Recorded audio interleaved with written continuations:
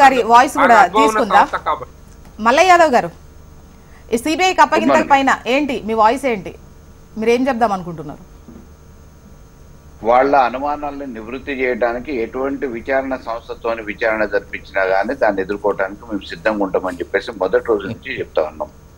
నిన్న అసెంబ్లీలో చర్చ జరుగుతున్నప్పుడు కూడా సరైన సమాధానాలు వినే పరిస్థితులలో వాళ్ళు లేరు. ఎప్పటికప్పుడు సమాధానాలు మేము చెప్తున్నవి ప్రజలకి అక్కడ ఉన్న అధికారులకి అందరు కూడా అర్థమైతే వాళ్ళ అసలు స్వరూపం బయటపడుతుందనే ఉద్దేశంతో అడుగడుగున అడ్డగించే ప్రయత్నం చేశారు. ముఖ్యమంత్రి నుంచి మొదలు పెట్టుకొని సంబంధం లేని వాళ్ళు, మంత్రితో శాఖకు సంబంధం లేని వాళ్ళు, రకరకాల వ్యక్తులు మామూలుగా అడ్డగించే ప్రయత్నం చేశారు. కాబట్టి నిష్పక్షపాతంగా నిజంగా అనుమానం ఉంటే విచారణ, ఎటువంటి విచారణ చేయించినా కానీ ఆ విచారణ ఎదుర్కోవడానికి మేము సిద్ధంగా ఉన్నాం. ఏ సంస్థను పెట్టుకున్నా పర్వాలేదని చెప్పేసి మొదటి రోజు నుంచి చెప్తా ఉన్నాం.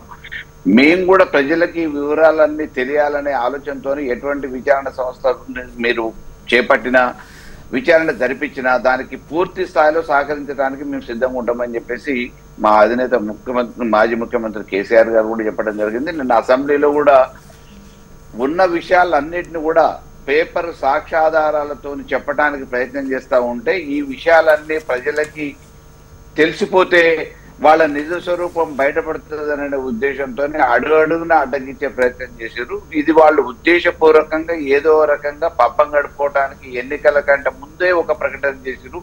ఎన్నికలలో వాళ్ళ మేనిఫెస్టోలో కూడా మేము దీని మీద విచారణ చేపడతాం, అది చేపడతాం, కమిషన్ ఇస్తామని చెప్పేసి ముందస్తుగానే చెప్పడం జరిగింది. దీని మీద వాళ్ళు ఉద్దేశపూర్వకంగా రాజకీయం చేసే ఆలోచన జరుగుతూ ఉంది. కాబట్టి రాజకీయాన్ని ఈ నివేదిక ఏదైతే అంటే పీసీ ఘోషించిన నివేదిక పీసీసీ నివేదిక లాగుంది అన్నటువంటిది మీరు చెప్పినటువంటి క్రమంలో ఇప్పుడు సిబిఐకి అప్పగించారు కదా, సిబిఐ మీద నమ్మకం ఉందా? డెఫినెట్ గా అండి. ఈవెన్ పీసీ ఘోష్ గారు నియమించిన కమిటీకి కూడా కమిషన్ ముందు కూడా మేము పోయి సాక్ష్యాలు చెప్పడం జరిగింది. వాళ్ళు ఏకపక్షంగా చేసిన విషయాలు ఇప్పుడు న్యాయబద్ధంగా న్యాయ విచారణ జరుగుతున్న విషయాన్ని ముందే బహిర్గతం చేయాల్సిన అవసరం కమిషన్కి ఏముంది? వాళ్ళ రాజకీయ సంస్థ కాదు కదా, రాజకీయ పార్టీ కాదు కదా. వాళ్ళ బాధ్యత ఏంటి? కమిషన్లో జరిగిన లోపాలు ఏంటి అనేది నిర్వహించడానికి, దాని మీద విచారణ చేపట్టడానికి నియమించిన ఆ కమిషన్ బృందము రేపు న్యాయపరంగా చట్టపరంగా తీసుకునే శిక్షలు ఏమున్నా కానీ వాటికి బాధ్యులు చేస్తూ ఉన్న లోపాలను ఎత్తి చూపించాల్సిన కమిషను రాజకీయం చేయటం కోసం పబ్లిక్ డొమైన్లో పెట్టాల్సిన అవసరం ఏముంది? మన న్యాయస్థానం కూడా అదే కదా చెప్పింది. ఇది మామూలుగా అసెంబ్లీలో చర్చ జరగక ముందే మీరు పబ్లిక్ డొమైన్ ఎట్లా పెడతారు? 665 పేజీలు ఉన్న ఆ నివేదికని 60 పేజీలకి మీరెట్లా కుదిస్తారు? అవసరమైన విషయాన్ని బహిర్గతం చేస్తారు. మీకు ఇబ్బందిగా ఉండేటివో వాస్తవాలను మీరు బహిర్గతం చేయకుండా దీన్ని ఏకపక్షంగా చేయటం మంచిది కాదని చెప్పేసి కోర్టు కూడా చెప్పింది కదా. న్యాయస్థానం చెప్పిన తర్వాతనే కదా అసెంబ్లీ సమావేశం.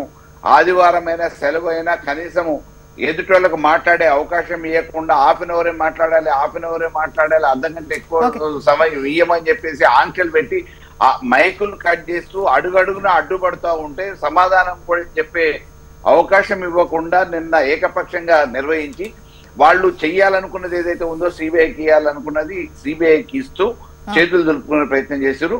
మేము ఇప్పుడు ఈ వాస్తవాలన్నీ ప్రజలకు తెలియాలనే ఉద్దేశంతోనే 2 రోజులైనా 3 రోజులైనా మీరు ఏం చేయాలనుకుంటే చేయండి, కానీ చర్చ జరపడానికి అవకాశం ఇవ్వండి, నిష్పక్షపాతంగా చర్చ నిర్వహించండి, మాకు మైకులు ఇవ్వండి, మేము చెప్పేది ఏంటండి, మీరు చెప్పేది మీరు చెప్పండి అని చెప్తే కూడా ఈ మీరు ఏకపక్షంగా అధికారం ఉందని చెప్పేసి ఈ రోజు అడుగడుగున అడ్డు తగలటమే కాకుండా సిబిఐకి అన్నారు. ఓకే, ఇటువంటి విచారణ సంస్థ సిబిఐ కానీ ఏ సంస్థతోని విచారణ చేపట్టినా మేము దానికి సహకరించడానికి సిద్ధంగా ఉన్నాం.